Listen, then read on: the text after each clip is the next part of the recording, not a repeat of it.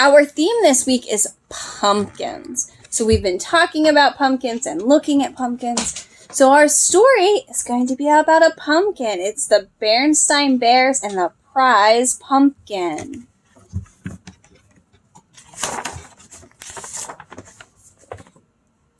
Pumpkins are just like everything else in nature, said Papa Bear as he and the cubs finished weeding the pumpkin patch. No two of them are exactly alike. That's for sure, agreed Brother Bear. Look at the funny flat one and that lumpy one over there.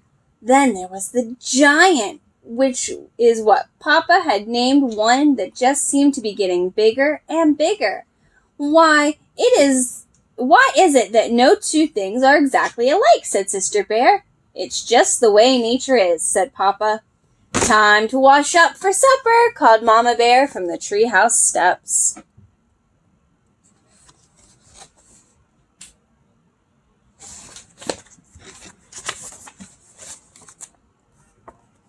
What about Queenie McBear's twin brother? Said Sister. They certainly look a lot alike, said Papa, but I've noticed that Ms. McBear can tell them apart quite easily. In you go, said Mama, shooing her family into the treehouse. But Sister didn't go right in. She stood on the stoop for a moment and looked over Bear Country.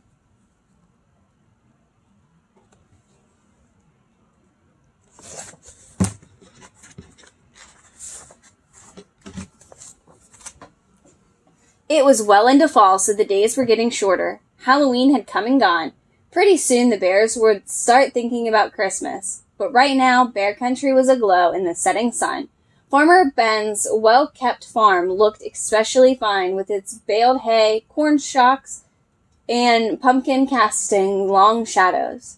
I guess nature's pretty amazing, said Sister as she looked out over its beautiful scene. It's the most amazing thing there is, said Mama. Come on, now, in you go.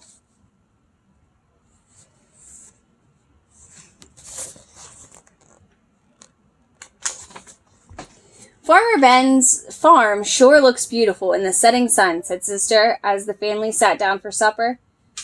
Said Papa grumpily. Farmer Ben's not such a much, said Mama. Why, Ben's the finest farmer in Bear Country, and besides, he's one of your best friends. That may be so, said Papa, but earlier today he came by and said, Nice little pumpkin patch you've got there, Papa. What he said is true, said Mama, especially compared to his fields and fields of pumpkin. That may be so too, grumbled Papa, but I didn't like the way he said it. He sort of chuckled. My patch may be small, but the giant is big. It may be the biggest and best pumpkin in all Bear Country. What do you think about that? I think you're being oversensitive, said Mama.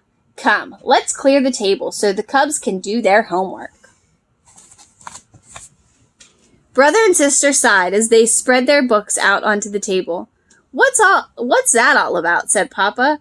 Oh, I was just thinking, said Brother. With Halloween over and Christmas almost 2 months away, there's nothing to look forward to. That's right, said Sister. Nothing except lots of homework. Oh, is that so? Protested Mama Bear.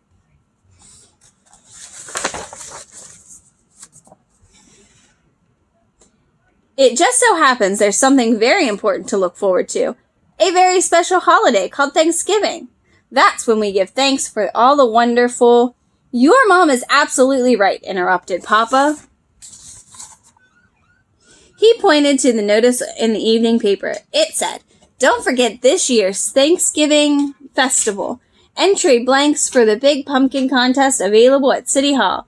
Thanksgiving is a very important holiday, especially this year, because we're going to enter the giant in the pumpkin contest and beat the pants off Farmer Ben. But Papa, he's a professional, said Brother. He's won the contest 10 years in a row. All the more reason to teach him a lesson. Come on, let's go and check up on our next heavyweight pumpkin champion of Bear Country, he said.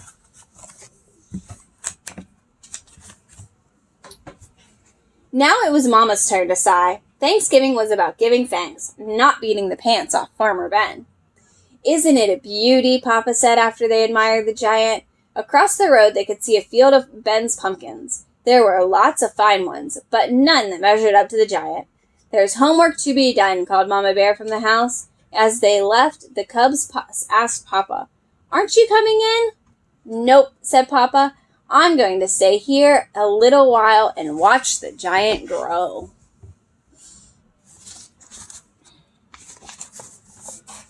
And grow it did.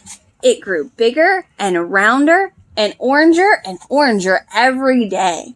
When Papa and the cubs went to City Hall to get an entry blank for the contest, they saw the place where the winning pumpkin would go on display. "We can't lose," said Papa. In their mind's eye, they could see the pumpkin in the place of honor.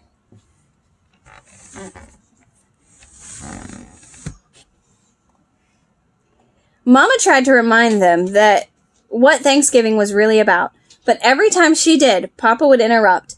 "You'll have to excuse me, my dear," he said. "It's time to water the giant." He not only watered it on a regular schedule and gave it special plant food, he also covered it with a blanket at night and tucked it in against the cold. One afternoon, the cubs got off the school bus and something important to tell Papa, but they were stopped in their tracks by what they saw. He was talking to the giant. Mama explained that Papa had bought a book from the swindler Raffish Ralph about how to encourage your plants to grow by talking to them. "Well," said Brother, "I don't suppose it can do any harm." "It sure could harm his reputation," said Sister. "If anybody saw him talking to a pumpkin..." Papa," Brother said, "a cub at school told me he went to class trip to Farmer Ben's, and he saw some pretty big pumpkins, especially the one big one that Ben calls the monster." "We've got to get a look at it," said Papa.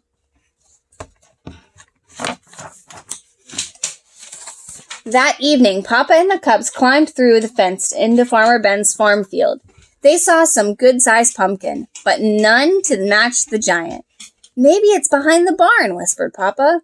Suddenly a light shone on them, and they heard Ben shout, "Prowlers in the pumpkin field, get my pitchfork!" They got out of there so fast Papa tore his overalls, climbing over the fence. "What have you been up to?" she asked Mama Bear when they got home.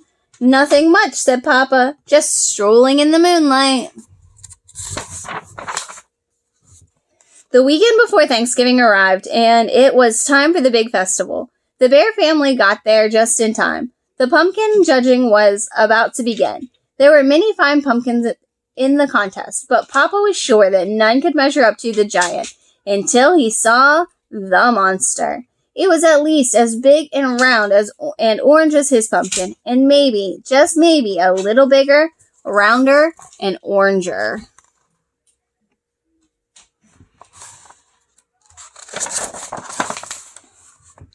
The bears waited nervously while the judges studied, measured, and weighed, and then studied, measured, and weighed some more. Finally, they made their announcement. The first prize winner, and still champion. Of course, that meant Farmer Ben had won.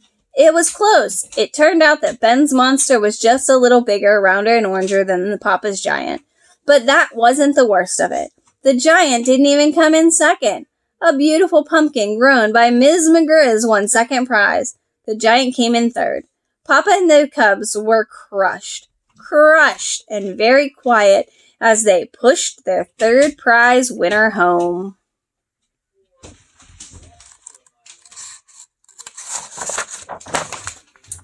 It wasn't until they reached the crest of the hill that overlooked Bear Country that Mama decided to have her say. "I know you're disappointed, but third prize is nothing to be ashamed of. Besides, Thanksgiving isn't about contests and prizes. It's about giving thanks, and it seems to me that we have a lot to be thankful for." Perhaps it was Mama's lecture, or maybe it was the beautiful Bear Country looked in the sunset's rosy glow. But whatever the reason, Papa and the cubs began to understand what Mama was talking about.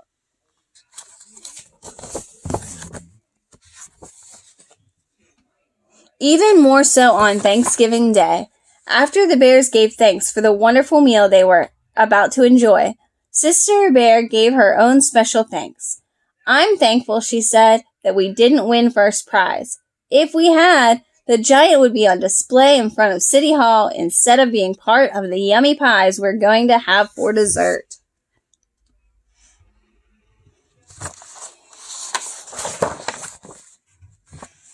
As the laughter faded and the bears thought about the blessings of the family, home, friends, and neighbors, they knew deep in their hearts that there was no question about it.